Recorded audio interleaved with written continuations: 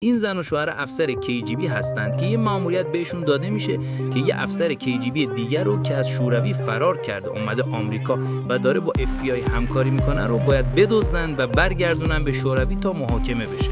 که اینجا زن و شوهر این افسر فراری رو پیدا میکنن و میدزدن میبرن تحویل یک کشتی بدن که برگردونن شوروی. اما چون چند دقیقه دیر میرسن کشتی میره که این زن و شوهر این افسر فراری رو میبرن توی خونهشون مخفی میکنن تا یه فکری براش بکنن که اینجا مرده میاد یه سر به این افسر فراری بزنه که اینجا افسر بهش پیشنهاد چند میلیون دلار پول میده که آزادش کنه. که این مرد وسوسه میشه به زنش میگه بیا پولو بگیریم آزادش کنیم، ولی زن مخالفت میکنه که اینجا مرده میاد این افسر فراری رو آزاد کنه که زنش از راه میرسه میگه چه خبره اینجا.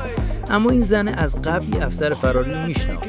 زن موقعی که تازه وارد سازمان KGB شده بود این افسر فراری بهش تجاوز میکنه که اینجا مرد تازه میفهمه که این افسر فراری قدیما به زنش تجاوز کرده که اینجا افسر رو میکشه.